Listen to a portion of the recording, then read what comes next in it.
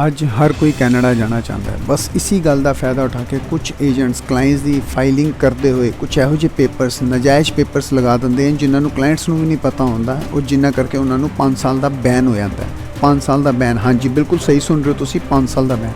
यह 5 साल का बैन का मतलब यह होंदा कि वो कभी भी 5 सालों के विच कैनेडा लिए अप्लाई नहीं कर सकते। ਅੱਜ मैं इस वीडियो ਵਿੱਚ ਉਹੀ ਚੀਜ਼ਾਂ ਦੱਸਾਂਗਾ ਕਿ ਇਹ 5 ਸਾਲ ਦਾ ਬੈਨ ਕਿਹੜੇ ਕਾਰਨਾਂ ਕਰਕੇ ਲੱਗਦਾ ਹੈ, ਅਸੀਂ ਇਹਨਾਂ ਕਾਰਨਾਂ ਤੋਂ ਕਿਵੇਂ ਬਚ ਸਕਦੇ ਹਾਂ ਤੇ ਕੱਲ ਨੂੰ ਅਗਰ ਅਸੀਂ ਇਸ ਕਾਰਨ ਨੂੰ ਜਾਂ ਇਸ ਰਿਫਿਊਜ਼ਲ ਨੂੰ ਜਾਂ ਇਸ ਬੈਨ ਨੂੰ ਹਟਵਾਉਣਾ ਹੈ ਤੇ ਅਸੀਂ ਕਿਵੇਂ ਹਟਵਾ ਸਕਦੇ ਹਾਂ। ਹਾਂਜੀ ਸਤਿ ਸ਼੍ਰੀ ਅਕਾਲ ਜੀ, ਮੈਂ ਹਰਿੰਦਰ ਸਿੰਘ ਵੀਜ਼ਾ ਕ੍ਰੀਏਟਰਸ ਤੋਂ। ਅੱਜ ਮੈਂ ਆਪਣੀ ਵੀਡੀਓ ਵਿੱਚ ਆਈਓ ਗੱਲ ਕਰਾਂਗਾ। देखो कैनेडा का वीज़ा अप्लाई करना कोई भी मुश्किल काम नहीं है।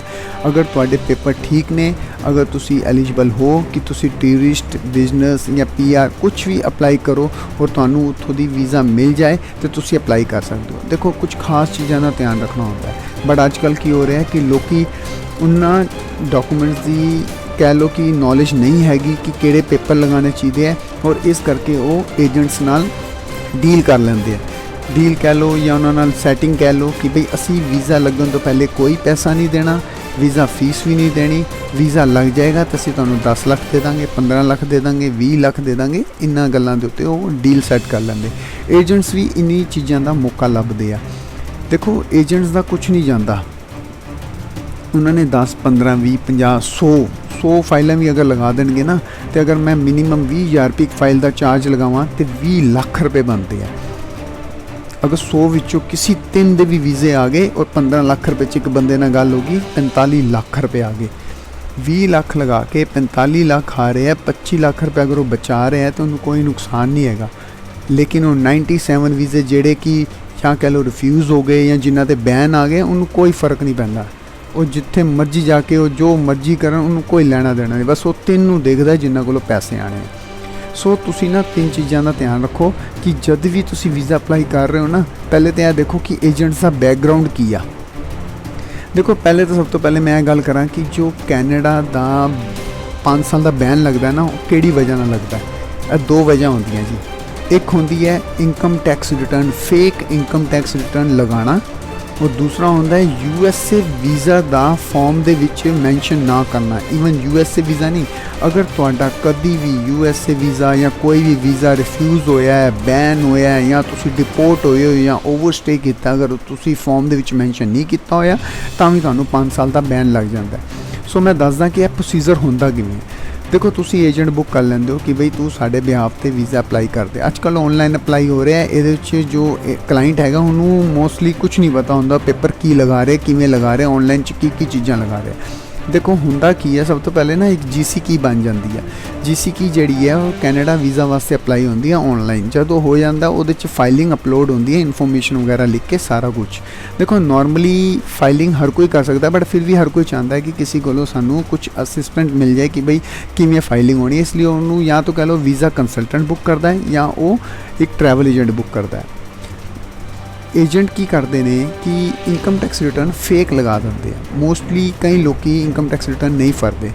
जो इनकम टैक्स नहीं भरते तो वो क्लाइंट की करते हैं किसी भी इनकम टैक्स रिटर्न को मॉडिफाई करके उसनू फाइलिंग कर देंगे और वीज़ा अप्लाई कर देंगे। देखो हज़ारां विच कोई एक निकल गई तो निकल गई, कोई ऐसी वड्डी गल नहीं है। बट जिहड़े फड़े जाते हैं उन्हों का तो 5 साल का बैन पक्का है। एजेंट का कुछ नहीं जाता। हुंदा की है कि वो ITR डुप्लीकेट लगा देंगे हैं, उस तो बाद उत्थों एक मेल आती है कि बई एवें है कि तुसी इस जो डुप्लीकेट चीज़ लगाई है या कुछ गलत लगाया है, इहदा जवाब दो। सानू फाउंड हुई है कि यह गलत चीज़ हैगी है, तुसी इहदा जवाब दो कि असी तुहानू 5 साल लई बैन क्यों ना करिए। एजेंट यह मेल जिहड़ी है वो क्लाइंट नू नहीं कदी दिंदा, वो खुद ही उसका रिप्लाई बना के भेजता है। और उत्थों दी 110% वैसे तो बैन लगना ही है, किसी एक दा या 2 दा नहीं भी लगा, जैनुअन भी होंगे तो उन्हों दा नहीं, बट 110% बैन लग जाता है। ठीक है जी। वो बैन जब लग जाता है ना तो एजेंट की करते हैं, वो बैन का लैटर भी जोड़ा है ना जिन्होंने कहते रिफ्यूज़ल लैटर, वो भी एजेंट ने जो फॉर्म के उत्ते मेल रखी है ना ईमेल ID वो उत्ते आता है। तो एजेंट उसनू भी मॉडिफाई करके बैन वाला वर्ड हटा के कुछ होर लिख के तुहानू पकड़ा देंगे जी उत्थों दी रिफ्यूज़ल आ गया, तुहाडा असी अप्लाई किया सी रिफ्यूज़ल आ गया तो सॉरी असी वीज़ा नहीं अप्लाई कर सकते। वो वापस कर देंगे, क्लाइंट खुश हो जाता है, मेरे किहड़े पैसे लगे सी, मैं ना फीस दी ना कुछ, लगता तो मैं पैसे देने सी 15 लाख रुपए, नहीं लगा मैं क्यों देवां। ਬਟ ਉਹਨੂੰ ਪਤਾ ਹੀ ਨਹੀਂ ਹੈ ਤੇਰੀ ਫਾਈਲ ਨਾਲ ਹੋਇਆ ਕੀ ਹੈ। ਉਹ 5 ਸਾਲ ਦੇ ਸੁਪਨੇ ਵੀ ਨਹੀਂ ਲੈ ਸਕਦਾ ਹੁਣ, ਠੀਕ ਹੈ ਜੀ। ਉਹ ਦੂਜਾ ਕੀ ਰੀਜ਼ਨ ਹੁੰਦਾ ਹੈ? ਦੂਜਾ ਰੀਜ਼ਨ ਹੁੰਦਾ ਹੈ ਕਿ USA ਦਾ, ਫਰਾਂਸ ਦਾ ਜਾਂ ਕੋਈ ਵੀ ਪਹਿਲੇ ਤੁਸੀਂ ਵੀਜ਼ਾ ਅਪਲਾਈ ਕੀਤਾ ਔਰ ਉਹ ਰਿਫਿਊਜ਼ ਹੋ ਗਿਆ, ਜਾਂ ਤੁਸੀਂ ਅਮਰੀਕਾ ਗਏ ਸੀ ਉੱਥੋਂ ਦੀ ਡਿਪੋਰਟ ਹੋ ਗਏ, ਜਾਂ ਤੁਸੀਂ ਅਮਰੀਕਾ ਗਏ ਹੋ ਬਟ ਉੱਥੋਂ ਦੀ ਤੁਸੀਂ ਓਵਰਸਟੇ ਕੀਤਾ ਔਰ ਇੰਡੀਆ ਆਪਣੀ ਮਰਜ਼ੀ ਨਾਲ ਹੀ ਵਾਪਸ ਆ ਗਏ ਹੋ। ਇਹ ਚੀਜ਼ਾਂ ਕਲਾਇੰਟ ਜਿਹੜੇ ਨੇ ਉਹ ਪਾਸਪੋਰਟ ਦੇ ਜਾਂ ਫਾਰਮ ਦੇ ਵਿੱਚ ਮੈਂਸ਼ਨ ਹੀ ਨਹੀਂ ਕਰਦੇ, ਜੋ ਕਿ ਕੈਨੇਡਾ ਦੇ ਫਾਰਮ ਦੇ ਤੀਸਰੇ ਪੇਜ ਤੇ ਮੈਂਸ਼ਨ ਹੁੰਦਾ ਹੈ। ਉੱਥੇ ਉਹਨਾਂ ਨੇ ਬਕਾਇਦਾ ਕਾਲਮ ਦੇ ਰੱਖੇ 2A 2B 2C, ਇਹਨਾਂ ਵਿੱਚ ਲਿਖਣਾ ਹੁੰਦਾ ਹੈ। ਜ਼ਿਆਦਾਤਰ ਕੀ ਹੁੰਦਾ ਹੈ ਕਿ ਕਲਾਇੰਟ ਦੱਸਦੇ ਵੀ ਨਹੀਂ ਹੈ, ਔਰ ਕੁਝ ਜਿਹੜੇ ਏਜੰਟ ਹੁੰਦੇ ਨੇ ਉਹ ਲਿਖਦੇ ਵੀ ਨਹੀਂ ਹੈ ਜਾਣਬੁੱਝ ਕੇ, ਯਾਰ ਇਹਦੇ ਤੋਂ ਨਾ ਸਾਨੂੰ ਕੈਨੇਡਾ ਦੇ ਵੀਜ਼ੇ ਤੇ ਗਲਤ ਅਸਰ ਪਏਗਾ। ਹੁਣ ਦੇਖੋ ਹੁੰਦਾ ਕੀ ਹੈ ਕਿ ਜਦ ਅਸੀਂ ਕੋਈ USA ਦਾ ਵੀਜ਼ਾ ਅਪਲਾਈ ਕਰਦੇ ਹਾਂ ਤੇ ਸਾਨੂੰ ਅਗਰ ਰਿਜੈਕਸ਼ਨ ਆਉਂਦੀ ਵੀ ਹੈ ਨਾ, ਤੇ ਫਾਰਮ ਦੇ ਉੱਤੇ ਕਿੱਥੇ ਵੀ ਕੋਈ ਸਟੈਂਪ ਨਹੀਂ ਲੱਗਦੀ, ਨਾ ਤੁਹਾਡੇ ਪਾਸਪੋਰਟ ਦੇ ਉੱਤੇ ਕਿੱਥੇ ਕੋਈ ਸਟੈਂਪ ਲੱਗਦੀ ਹੈ ਕਿ ਇਹ ਰਿਫਿਊਜ਼ਡ ਹੈ। ਲੇਕਿਨ ਜਦ ਤੁਸੀਂ ਅਪਲਾਈ ਕਰਦੇ ਹੋ ਨਾ, ਤੇ ਪਾਸਪੋਰਟ ਦੀ ਬੈਕ ਸਾਈਡ ਤੇ ਇੱਕ 2x2 ਇੰਚਜ਼ ਦਾ ਇੱਕ ਸਟicker ਲੱਗਾ ਹੁੰਦਾ ਹੈ ਕਿ ਤੁਸੀਂ ਕਿਹੜੀ ਕਲਾਸ, ਕੀ ਨਾਮ ਹੈ, ਕਿੰਨੀ ਫੀਸ ਭਰੀ, ਕੀ ਬਾਰਕੋਡ ਹੈ, ਕਿਹੜਾ ਐਪਲੀਕੇਸ਼ਨ ਨੰਬਰ ਹੈ ਜਿਹਦੇ ਤਹਿਤ ਤੁਸੀਂ USA ਦਾ ਵੀਜ਼ਾ ਇਹ ਕਲਾਸ ਦਾ ਅਪਲਾਈ ਕੀਤਾ ਹੈ, ਔਰ ਬਾਅਦ 'ਚੋਂ ਅਗਰ ਰਿਫਿਊਜ਼ ਹੋ ਗਿਆ ਤਾਂ ਸਟicker ਲੱਗਾ ਰਹਿੰਦਾ ਹੈ। ਕਲਾਇੰਟਸ ਕੀ ਕਰਦੇ हैं, मोस्टली उतार देंगे या एजेंट भी उतार देंगे कि अगे जाए ना, ठीक है। बट हुंदा की है कि कैनेडा, US दूजी कंट्रियां आपस में सारियां कोलैबोरेशन दे विच उन्होंने सब नूं पता है कि किसी ने इस पासपोर्ट ते कित्थे कित्थे वीज़े अप्लाई किए हैं, कित्थे कित्थे ट्रैवल किया है। सो कहते ना अनाड़ी का खेलना खेल दा सत्यानाश, कि एजेंट बने ने फेक, उन्होंने पता ही कुछ नहीं, ਜਾਂ ਕਹਿ ਲਓ ਕਿ ਏਜੰਟਸ ਨੂੰ ਸਭ ਪਤਾ ਹੈ ਬਟ ਅੱਗੇ ਜੋ ਉਹਦੇ EMPLOYE ਰੱਖੇ ਹੋਏ ਨੇ ਉਹਨਾਂ ਨੂੰ ਕੱਖ ਨਹੀਂ ਪਤਾ। ਇੱਕ 5-5 10-10 ਹਜ਼ਾਰ ਦੀ ਸੈਲਰੀਆਂ 'ਚ ਬੰਦੇ ਰੱਖੇ ਆ, ਉਹਨਾਂ ਨੂੰ ਕੁਝ ਨਹੀਂ ਪਤਾ। ਉਹਨਾਂ ਦਾ ਇਹ ਹੁੰਦਾ ਕਿ ਬਸ ਗਾਹਕ ਆਇਆ ਉਹਨੂੰ ਛੱਡਣਾ ਨਹੀਂ ਹੈ। ਔਰ ਇੱਥੇ ਇੱਕ ਅਸੀਂ ਕਹਿੰਦੇ ਨਾ ਚੋਰ ਚੋਰ ਮੁਸੇਰੇ ਭਾਈ, ਅਸੀਂ ਵੀ ਉਨੇ ਹੀ ਬੇਵਕੂਫ, ਅਸੀਂ ਸੋਚਦੇ ਹਾਂ ਸਾਡੇ ਕਿਹੜੇ ਪੈਸੇ ਲੱਗੇ ਆ, ਤੂੰ ਕਰ ਅਪਲਾਈ, ਮੈਂ ਅਗਰ ਐਗਰੀਕਲਚਰ ਹਾਂ ਦਿਖਾ ਦੇ ਮੈਂ ਬਿਜ਼ਨਸਮੈਨ ਹਾਂ। ਉਹ ਫੇਕ ਪੇਪਰ ਦਾ ਮਤਲਬ ਹੀ ਆਈ ਹੈ, ਰਿਸਕ ਹੈ, ਹਰ ਚੀਜ਼ ਦਾ ਰਿਸਕ ਹੈ, ਠੀਕ ਹੈ। ਹੁਣ ਹੁੰਦਾ ਕੀ ਹੈ ਕਿ ਮੈਂ ਤੁਹਾਨੂੰ ਦੋ ਚੀਜ਼ਾਂ ਅਗਰ ਤੁਸੀਂ ਮੇਰੀਆਂ ਧਿਆਨ ਨਾਲ ਮੰਨੋ ਤੇ ਇਹ ਦੋ ਚੀਜ਼ਾਂ ਦਾ ਹਮੇਸ਼ਾ ਧਿਆਨ ਰੱਖੋ। ਇਹ ਦੋ ਚੀਜ਼ਾਂ ਕਰਕੇ ਰਿਫਿਊਜ਼ਲ ਆ ਜਾਂਦਾ, ਬੈਨ ਲੱਗਦਾ ਸਿੱਧਾ 5 ਸਾਲ ਦਾ ਬੈਨ। ਇਹ ਬੈਨ ਲੱਗ ਗਿਆ, ਬੈਨ ਲੱਗਣ ਤੋਂ ਬਾਅਦ ਉਹ ਜਦੋਂ ਉਹਨਾਂ ਕੋਲ ਆ ਜਾਂਦੀ ਹੈ ਮੇਲ ਏਜੰਟ ਕੋਲ, ਏਜੰਟ ਕੀ ਕਰਦਾ ਉਹਨੂੰ ਅਲਟਰੇਸ਼ਨ ਕਰਕੇ ਤੁਹਾਨੂੰ ਦੇ ਦਿੰਦਾ ਕਿ ਜੀ ਤੁਹਾਡਾ ਨਾ purpose of visit, personal assets and financial status ਇਹਨਾਂ ਕਰਕੇ ਬੈਨ ਆਇਆ, ਉਹ ਰਿਫਿਊਜ਼ਲ ਆਈ ਹੈ ਤੇ ਇਹ ਤੁਹਾਡਾ ਲੈਟਰ ਹੈ ਤੇ ਵੀਜ਼ਾ ਨਹੀਂ ਲੱਗਾ। ਤੁਸੀਂ ਵੀ ਸੈਟਿਸਫਾਈ ਕਿ ਠੀਕ ਹੈ ਨਹੀਂ ਲੱਗਾ ਕਿਸੇ ਹੋਰ ਕੋਲ ਲਗਵਾ ਲਾਂਗੇ, ਬਟ ਉਹ ਬੈਨ ਹੋ ਗਿਆ, ਹੁਣ ਉਹਦਾ ਕੁਝ ਨਹੀਂ ਹੋ ਸਕਦਾ। ਦੇਖੋ ਮੈਂ ਤੁਹਾਨੂੰ ਕਲੀਅਰ ਦੱਸਦਾ, ਲੇਕਿਨ ਹੁਣ ਤੁਸੀਂ ਇਸ ਚੀਜ਼ ਤੋਂ ਬਚ ਕਿਵੇਂ ਸਕਦੇ ਹੋ ਇਹ ਵੀ ਦੇਖ ਲਓ। ਹੁੰਦਾ ਕੀ ਹੈ ਕਿ ਜਦ ਤੁਸੀਂ ਕੋਈ ਵੀ ਇਨਕਮ ਟੈਕਸ ਰਿਟਰਨ ਲਗਾਉਂਦੇ ਹੋ ਨਾ, ਤੇ ਵੀਜ਼ਾ ਆਫਿਸਰ ਉਸ ਦੀਆਂ 4 ਚੀਜ਼ਾਂ ਨੋਟ ਕਰਦਾ ਔਰ ਉਹ ਚੈੱਕ ਕਰਦਾ ਹੈ। ਪਹਿਲਾ, ਬੰਦੇ ਦਾ ਪੈਨ ਕਾਰਡ ਤੇ ਨਾਮ ਕੀ ਹੈ, ਉਹਦਾ ਪੈਨ ਨੰਬਰ ਕੀ ਹੈ, ਉਹਦਾ ਕਿਹੜੇ ਫਾਈਨੈਂਸ਼ੀਅਲ ਈਅਰ ਦੀ ਉਹਨੇ ਆਪਣੀ ITR ਲਗਾ ਰੱਖੀ ਹੈ, ਔਰ ਚੌਥੀ ਚੀਜ਼ ਕਿ ਉਸ ITR ਉੱਤੇ ਇੱਕ ਫਾਈਲਿੰਗ ਨੰਬਰ ਹੁੰਦਾ ਹੈ, ਫਾਈਲਿੰਗ ਰੈਫਰੈਂਸ ਨੰਬਰ। ਇਹ 4 ਚੀਜ਼ਾਂ ਜਦ ਤੁਸੀਂ ਇਨਕਮ ਟੈਕਸ ਦੀ ਵੈਬਸਾਈਟ ਖੋਲੋਗੇ, ਉੱਥੇ ਲਿਖੋਗੇ ਨਾ ਕਿ ITR status, check ITR status, ਤੇ ਉਹ ਇੱਕ ਮਤਲਬ ਇੱਕ ਤੁਸੀਂ ਕਹਿ ਲਓ ਕਿ ਪੇਜ ਖੁੱਲ੍ਹਦਾ ਹੈ, ਉਹਦੇ 'ਚ ਤੁਸੀਂ ਇਹ 4 ਚੀਜ਼ਾਂ ਮੈਂਸ਼ਨ ਕਰਨੀਆਂ ਹੁੰਦੀਆਂ। ਅਗਰ ਤਾਂ ਜੈਨੂਅਨ ਹੈ ਸਭ ਕੁਝ ਤਾਂ ਉੱਥੇ ਲਿਖਿਆ ਆ ਜਾਂਦਾ ਹੈ ITR ਫਾਈਲਡ ਐਂਡ ਵੈਰੀਫਾਈਡ, ਠੀਕ ਹੈ, ਜੈਨੂਅਨ ਹੈ, ਡਨ ਹੋ ਗਿਆ। ਅਗਰ ਉਹਨਾਂ ਨੂੰ ਕੋਈ ਐਰਰ ਆ ਗਿਆ, ਅਗਰ ਕੋਈ ਵੀ ਚੀਜ਼ ਉਹਨਾਂ ਨੂੰ ਫਾਊਂਡ ਹੋਈ ਜੋ ਕਿ ਗਲਤ ਹੈਗੀ ਹੈ ਜਾਂ ਨਾਟ ਫਾਊਂਡ ਆ ਰਿਹਾ ਰਿਕਾਰਡ, ਉਹ ਤੁਹਾਨੂੰ ਫਿਰ ਲੈਟਰ ਭੇਜਦੇ ਆ। ਦੂਜੀ USA, ਦੇਖੋ USA ਦਾ ਤੁਸੀਂ ਚਾਹੇ ਲਿਖੋ ਚਾਹੇ ਨਾ ਲਿਖੋ, ਕਿਸੇ ਕੰਟਰੀ ਦਾ ਲਿਖੋ ਨਾ ਲਿਖੋ, ਅਗਰ ਉਹਨਾਂ ਨੂੰ ਪਤਾ ਲੱਗ ਜਾਂਦਾ ਹੈ ਕਿਉਂਕਿ ਪਾਸਪੋਰਟ ਨੰਬਰ ਹੈ ਨਾ ਤੁਹਾਡਾ, ਉਹਦੇ ਤੋਂ ਪਤਾ ਲੱਗ ਜਾਂਦਾ ਹੈ, ਫਿਰ ਉਹਦਾ ਵੀ ਆ ਜਾਂਦਾ ਹੈ ਕਿ ਹਾਂਜੀ ਦੱਸੋ, ਇਹਦਾ ਜਵਾਬ ਦਿਓ ਕਿ ਬਈ ਤੁਸੀਂ ਇਹ ਚੀਜ਼ ਜਗ੍ਹਾ ਜਾਂ ਇਹ ਕੰਟਰੀ ਤੋਂ ਡਿਪੋਰਟ ਹੋ ਜਾਂ ਰਿਫਿਊਜ਼ ਹੋ ਜਾਂ ਜੋ ਵੀ ਹੈ, ਤੁਸੀਂ ਜਵਾਬ ਦਿਓ। ਮੈਂ ਕਹਿੰਦਾ ਬੰਦਾ USA ਵੀ ਨਹੀਂ ਗਿਆ, ਕਦੀ ਨਹੀਂ ਗਿਆ ਹੋਇਆ, ਪਰ ਇੱਕ ਹੋਰ ਗੱਲ ਹੈਗੀ ਹੈ ਜਿਹਦੇ ਕਰਕੇ ਇਹਨਾਂ ਨੂੰ ਇਹ ਲੈਟਰ ਆ ਸਕਦਾ, ਉਹ ਹੈਗਾ ਹਸਬੈਂਡ ਵਾਈਫ ਜਿਹੜੇ ਹੁੰਦੇ ਨਾ, ਹਸਬੈਂਡ ਨੇ USA ਦਾ ਵੀਜ਼ਾ ਲਿਆ ਹੁੰਦਾ, USA ਗਿਆ, ਉੱਥੋਂ ਦੀ ਉਹ ਇਲੀਗਲ ਹੋ ਗਿਆ, ਵਾਈਫ ਇੱਥੋਂ ਅਪਲਾਈ ਕਰ ਰਹੀ ਹੈ ਵੀਜ਼ਾ ਕਿਸੇ ਵੀ ਸਰਕਮਸਟੈਂਸਿਸ ਵਿੱਚ, ਕਿਸੇ ਵੀ ਕਲਾਸ ਵਿੱਚ ਕੈਨੇਡਾ ਦਾ। ਹੁੰਦਾ ਕਿ ਉਹਨੇ ਵੀਜ਼ਾ ਅਪਲਾਈ ਕੀਤਾ, ਉਹ 'ਚੋਂ ਲਿਖ ਦਿੰਦੀ ਹੈ ਮੇਰਾ ਹਸਬੈਂਡ ਜਿਹੜਾ ਇੰਡੀਆ 'ਚ ਹੀ ਹੈ, ਮੈਂ ਉਹਦੇ ਕੋਲੋਂ NOC ਲੈ ਲਈ ਹੈ, ਉਹਦਾ ਪਾਸਪੋਰਟ ਦੀ ਕਾਪੀ ਲਗਾ ਰਹੀ ਹਾਂ, ਮੈਂ ਉਹਦਾ ਇਹ ਲਗਾ ਰਹੀ ਹਾਂ, ਉਹਦੇ ਡਾਕੂਮੈਂਟ ਲਗਾ ਰਹੀ ਹਾਂ, ਉਹ ਇੱਥੇ ਕੰਮ ਕਰਦੇ हैं, ਕੁਝ ਬਿਜ਼ਨਸ ਦੀ ਪ੍ਰੋਬਲਮ ਹੈ ਇਸ ਲਈ ਉਹ ਜਾ ਨਹੀਂ ਰਹੇ, ਮੈਂ ਜਾ ਰਹੀ ਹਾਂ। ਅੰਬੈਸੀ ਉਹਦੇ ਪਾਸਪੋਰਟ ਤੋਂ ਹੀ ਸਰਚ ਕਰ ਸਕਦੀ ਹੈ कि यह बंदा तो US से बैठा हुआ है, फिर फस गए। देखो क्लाइंट ਤੁਸੀਂ ਜਿੰਨੇ ਮਰਜ਼ੀ ਹੁਸ਼ਿਆਰ ਹੋ ਜਾਓ, ਤੁਸੀਂ ਇਹ ਵੀਜ਼ਾ ਆਫਿਸਰ ਤੋਂ ਜ਼ਿਆਦਾ ਤੁਸੀਂ ਕਹਿ ਲਓ ਕਿ ਉਸ ਚੀਜ਼ ਤੋਂ ਰੈਗੂਲਰ ਨਿਕਲੇ ਨਹੀਂ ਹੋਏ ਜੋ ਉਹਨੇ ਰੋਜ਼ ਚੈੱਕ ਕਰਨੀਆਂ ਨੇ। ਉਹ ਹਜ਼ਾਰਾਂ ਚੀਜ਼ਾਂ ਚੈੱਕ ਕਰਦੇ ਆ, ਅਸੀਂ ਉਹ ਸੋਚ ਵੀ ਨਹੀਂ ਸਕਦੇ। ਠੀਕ ਹੈ, ਹੁਣ ਇਹ ਦੋ ਚੀਜ਼ਾਂ ਤੁਹਾਨੂੰ ਪਤਾ ਲੱਗ ਗਈਆਂ ਕਿ 5 ਸਾਲ ਦਾ ਬੈਨ ਕਿਉਂ ਲੱਗਦਾ ਹੈ, ਨਕਲੀ ITR ਲਗਾਉਣ ਨਾਲ ਜਾਂ ਆਪਣੀ ਇਨਫੋਰਮੇਸ਼ਨ ਛੁਪਾਉਣ ਨਾਲ। ਹੁਣ ਤੁਸੀਂ ਇਹ ਤੋਂ ਕਿਵੇਂ ਬਚ ਸਕਦੇ ਹੋ? ਸਿੰਪਲ ਤਰੀਕਾ ਜੋ ਮੈਂ ਤੁਹਾਨੂੰ ਦੱਸਿਆ, ITR ਹਮੇਸ਼ਾ ਚੈੱਕ ਕਰੋ ਇਹ ਤਰੀਕੇ ਨਾਲ ਕਿ ITR ਚੈੱਕ ਸਟੇਟਸ ਚੈੱਕ ਕਰੋ ITR ਦੀ ਵੈਬਸਾਈਟ ਦੇ ਉੱਤੇ, ਇਨਕਮ ਟੈਕਸ ਦੀ ਵੈਬਸਾਈਟ 'ਤੇ, ਉੱਥੇ ਤੁਹਾਨੂੰ ਪਤਾ ਲੱਗ ਜਾਏਗਾ ITR ਠੀਕ ਹੈ ਕਿ ਨਹੀਂ। ਦੂਜਾ, ਫੇਕ ITR 'ਤੇ ਕਦੀ ਨਾ ਲਗਾਓ। ਫੇਕ ITR ਲਗਾਉਣਾ मतलब कह लो कि अपने पैर ते आप कुल्हाड़ी मारनी, यहाँ कुल्हाड़ी उत्ते जाके पैर रखना। ठीक है। दूजी, तुसी अगर किसी कंट्री का रिफ्यूज़ हो गए हो ना, तो वो दसन च कोई मतलब शर्म वाली गल नहीं है। तुसी दसो उन्होंने तुसी अप्लाई किया सी, नहीं मिलिया, या तुहाडे हसबैंड उत्थे रह रहे ने, वो इलीगल ने, पर तुसी तो इत्थे हो ना, तुसी लिखो कि भई वो उधर हैगे ने, वो इंडिया च नहीं हैगे, मैं अप्लाई कर रही हूँ, मेरा 100 रीज़न है, तुहाडी फाइल चैक करनगे। ठीक है। फिर तीसरी चीज़, कोई भी जो तुसी इन्फॉर्मेशन लिख रहे हो ना, उस चीज़ की तुहानू नॉलेज होनी चाहिए है।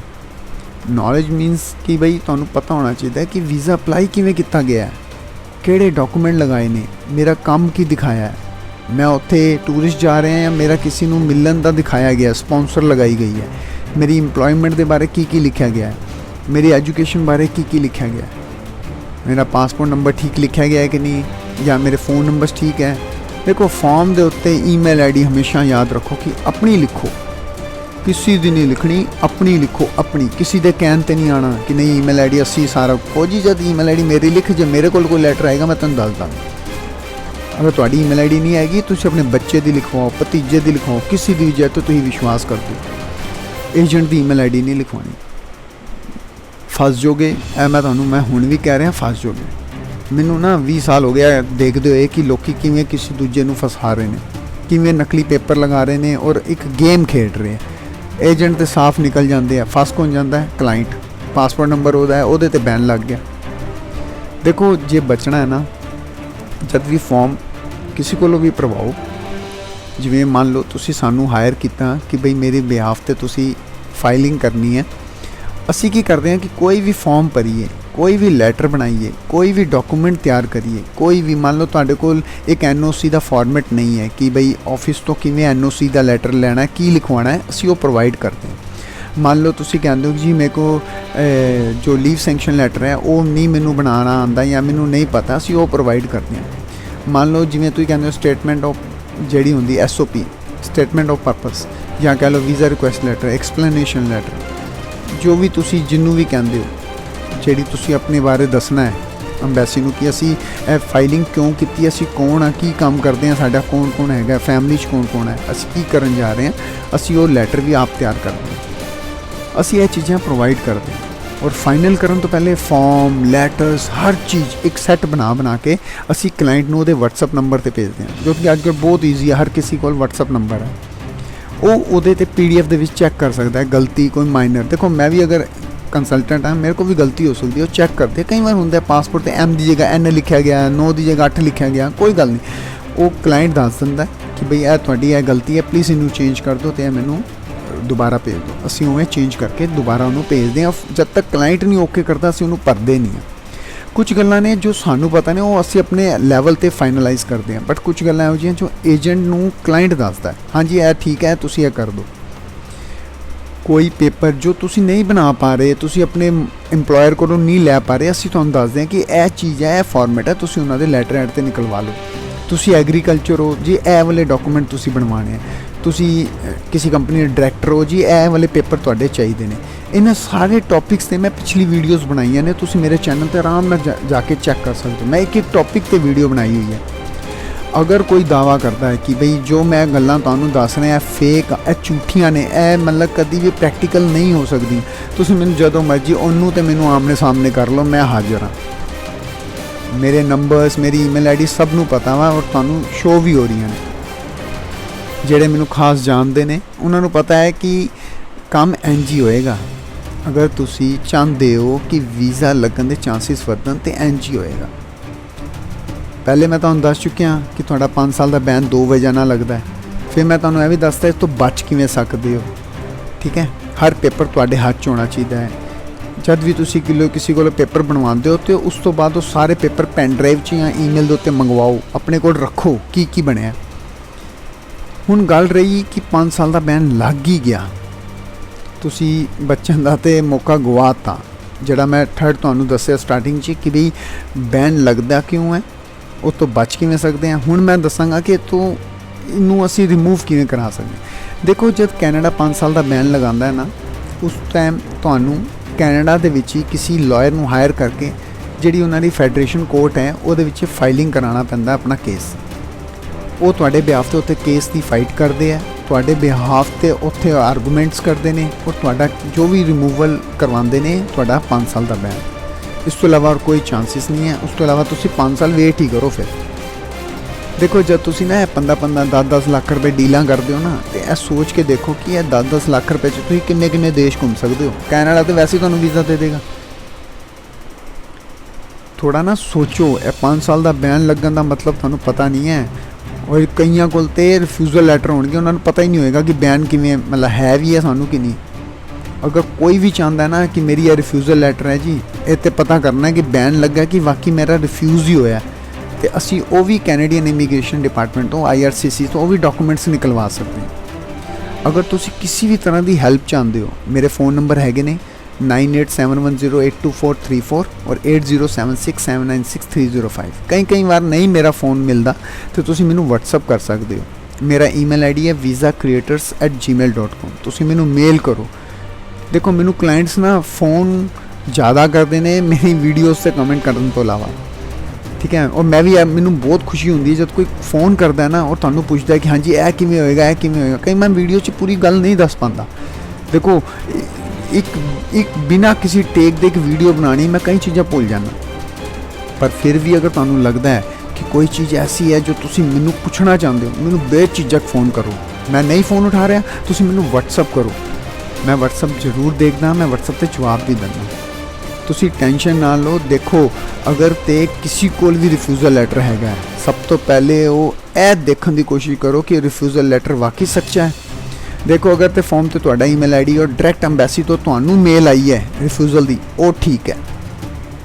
लेकिन अगर एजेंट तुहानू दे रहा है ना, ओदी मैं गारंटी नहीं लैंदा। एजेंट तो तुहानू फाइल नहीं दिंदे वापस।